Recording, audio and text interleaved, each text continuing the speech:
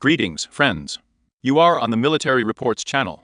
And today we will discuss with you the situation in Ukraine on the 25th of May, 2024 year. A lot of things have happened today, so let's get started. We will start with you from the city of Kharkiv, where the footage comes from, to be more precise, from the epicenter shopping center. According to the incoming information, in the course of the fire damage inflicted, let's say, a shopping center for building materials was destroyed, and we see a fire with you. We see with you a huge flame that develops over this shopping center. There are shots from several angles.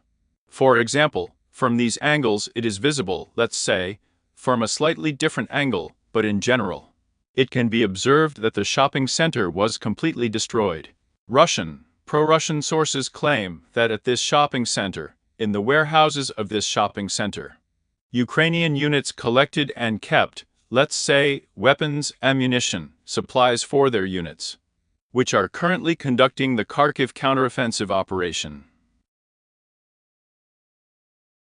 Ukrainian sources report, including Zelensky, that there was absolutely nothing like that on this building, in this shopping center. I can only say that this case, this explosion, this story, to some extent, is and will be the starting point for the Kharkiv counteroffensive, which has already deployed Ukrainian units.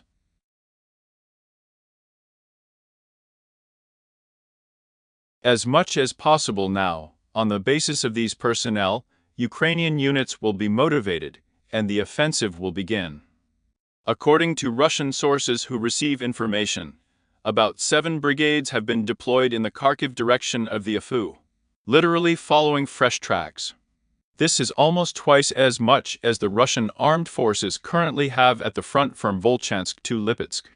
In this regard, Russian units expect that the Afu will conduct counterattacking actions, and the Afu and the Russian armed forces are preparing to repel these attacks. And this generally explains to us why the units of the Russian army have been absolutely inactive for the last few days. To be more precise, in the region of 10, probably, days. All this time, the Russian units occupied, let's say, some kind of circular defense along the line, let's say, Strelignaya. Then Gluboko, after Gluboko the forest, which is located between Lukancy and Gluboko, then Lukancy. After Lukancy to the north in the direction of Borisovka. Now here the Russian unit is preparing to repel the offensive of the Ukrainian army. And information is already being received that the Ukrainian side has already taken the first attacks there, the first strikes. Reconnaissance is conducted by combat, reconnaissance activities are carried out. The strikes tonight will be the most powerful. The battles in the next 2 or 3 days will be the fiercest. But you must clearly and immediately understand that it was this result, this effect that the Russian unit, the Russian command, was counting on when this operation began. No one with the limited contingent that was used, which is being used in the direction of the Russian army, did not expect to reach straight to Kiev. That was the emphasis. Overcome a long distance as quickly as possible. Let's say for the first few days, while the USU has not yet recovered from the first, let's say, advances there, after stopping. Starting to gain a foothold, gaining a foothold for a few days, and now waiting and fighting off counterattacks from the Apu. And counterstrikes have already followed, and losses, respectively, will also be high. Primarily from the units of the armed forces of Ukraine. Well, we'll be watching. Then we move to Volchansk. Again, it is worth noting that according to the summary of the Ministry of Defense, strikes that are carried out day in a row, on villages and the city of White Well itself, and on villages that are located around this locality. It is here, among other things, that the concentration of Afu units is carried out. However, in the Volchansk direction, the Apu is not in a hurry to attack the contour. Because despite the high concentration of forces in both directions, the Apu is not yet able to move. Therefore, until the end of the completion, if of course it ever ends, the fighting in Lipsy, in my understanding, will not advance on Volchansk. No one will knock out Russian units from this direction, because they simply physically lack the strength. Although it can be anything. We are now seeing that, say, in favor of, say, Kharkiv.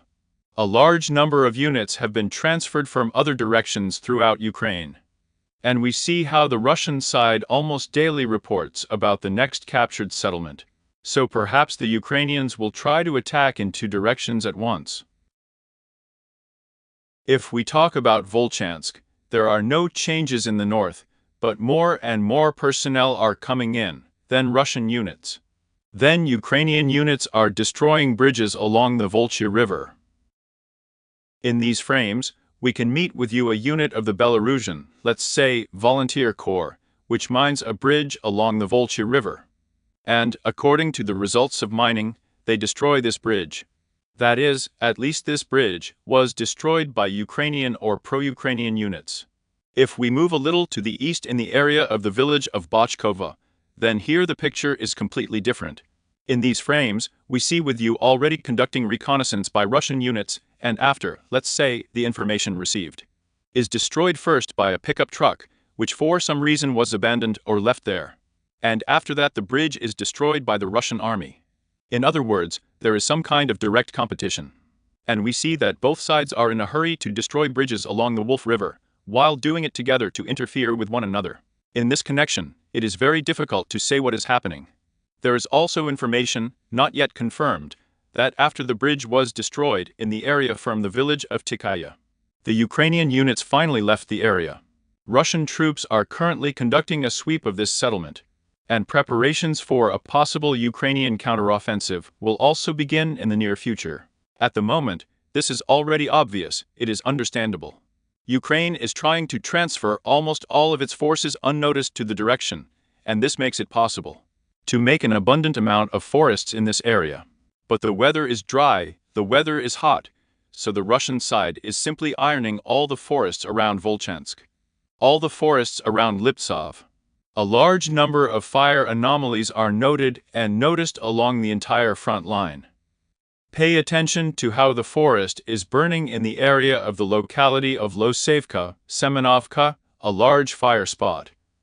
In particular, fires are burning in the area of the Lepsi themselves, and in the forests, and in the village.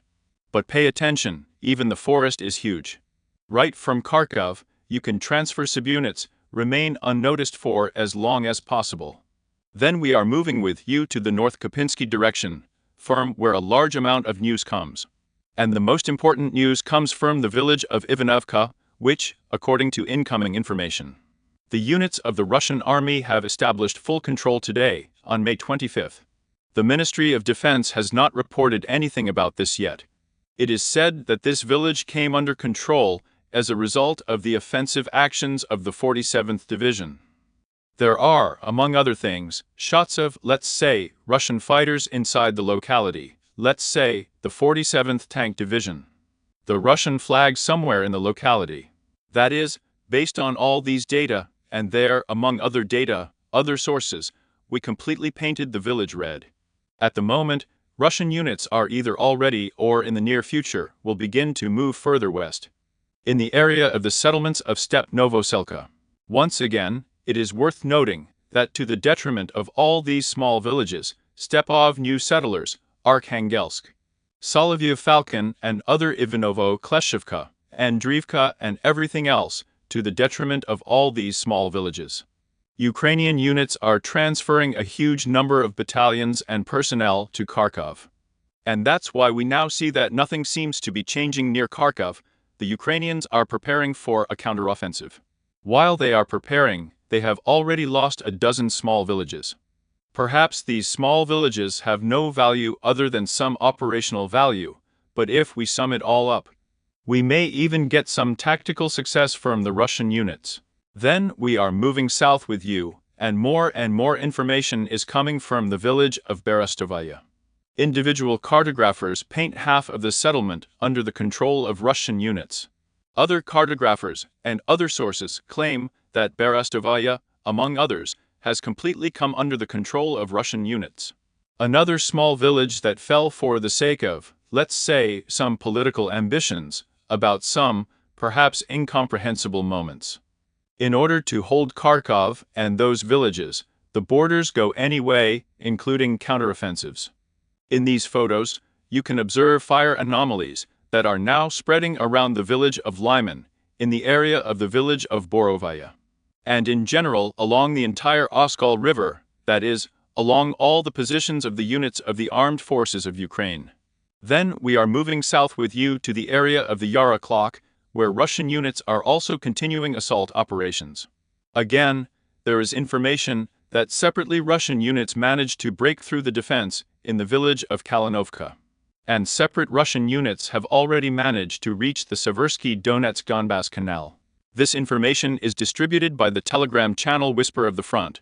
So far, no geolocation confirming this promotion has been published.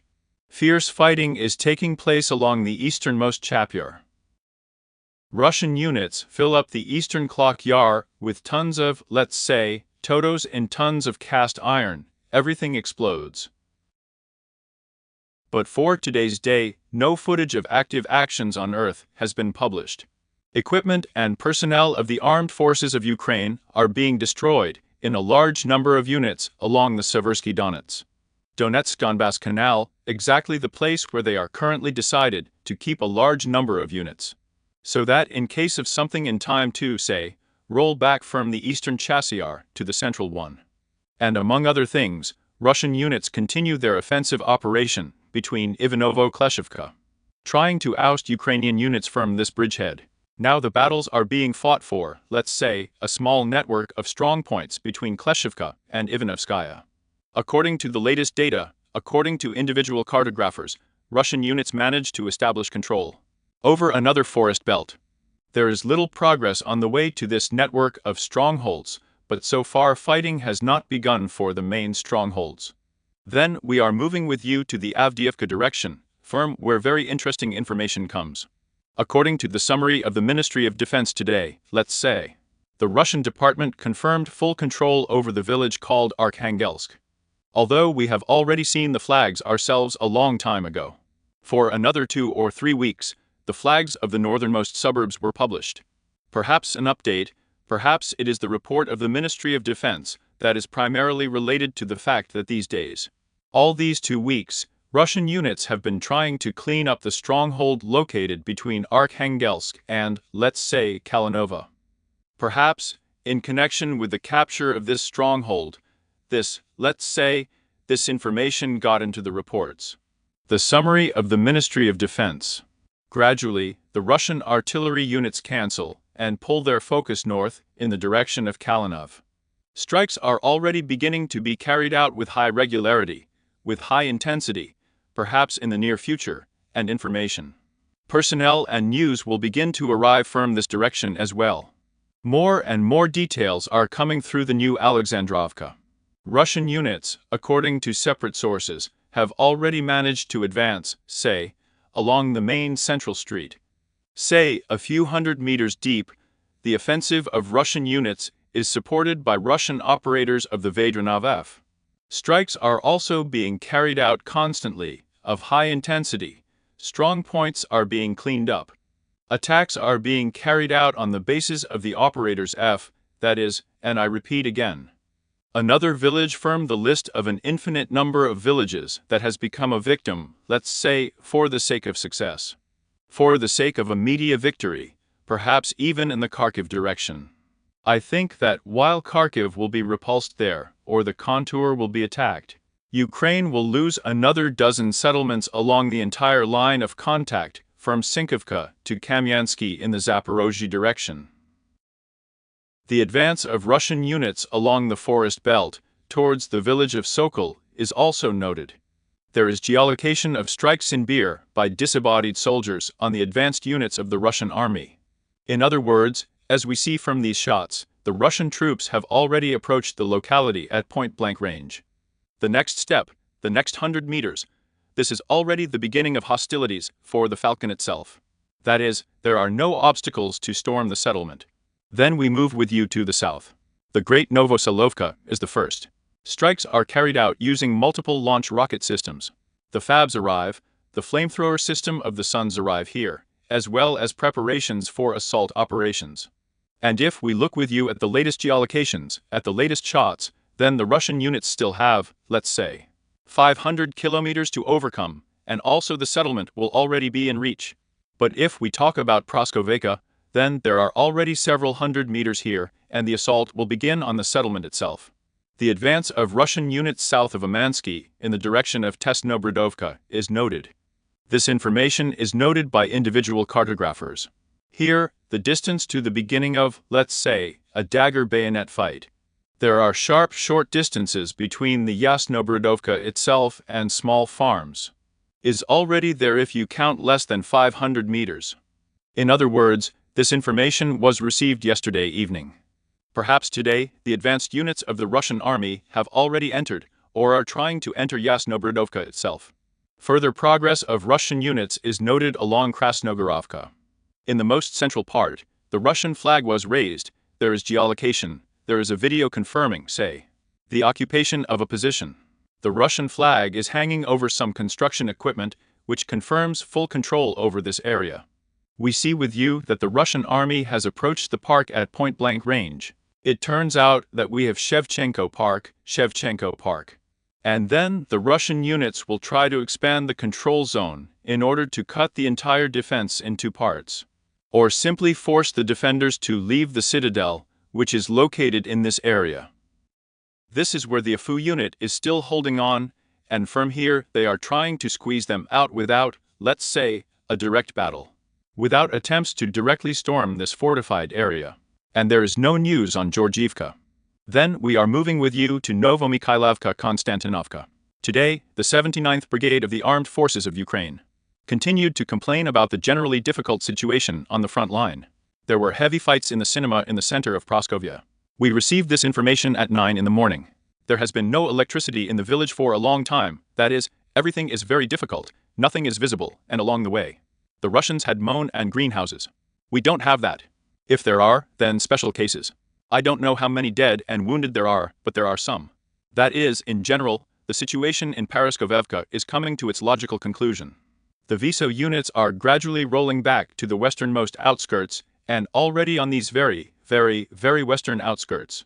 Russian units are working with the use of F-drones, aviation, artillery.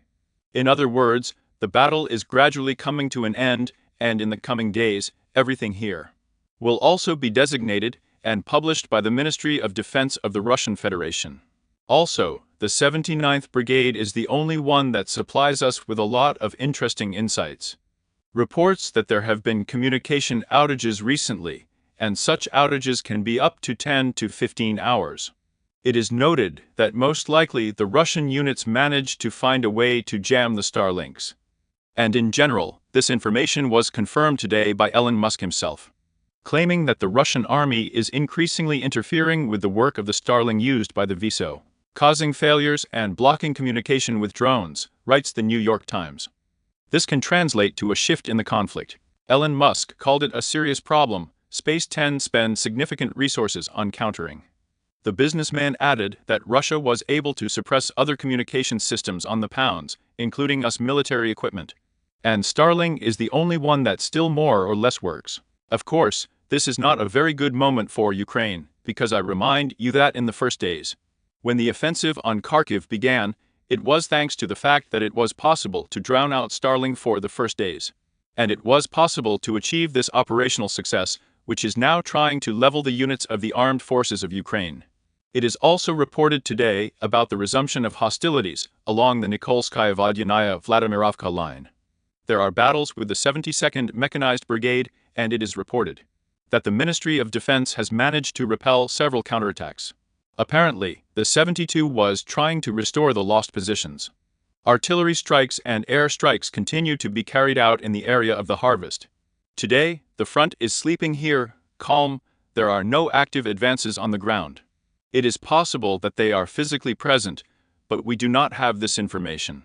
In general, now the stage of fighting for at least Staromayorskaya is also moving into the final stage. Perhaps according to the harvest, only in the very, let's say, the center of the battle still has several weeks to go. Perhaps from heavy fighting. There is no news on the work direction. The only thing worth noting is the increased activity of Russian and beer operators on the Kamenskaya-Stepnogorsk line, Pierokotki, Zhirobyanki, Pubic. Well, we received quite a large number of geolocations from this direction. The only thing is that we somehow omitted them and did not discuss them. Although if we summarize now, let's say, the situation for the whole month, we can conclude that it is possible that in the near future, both Pubic and Pyatakotki Russian units will try to storm in order to regain control over the positions lost during the Ukrainian counteroffensive. So, in addition to the locality, it is worked. There is no news on the Kherson direction. A sweep is underway, let's say, to the settlements of Kyzom, Vlitenskaya and so on and so forth, using mainly Pedron operators and, let's say, aviation, if you can call it that,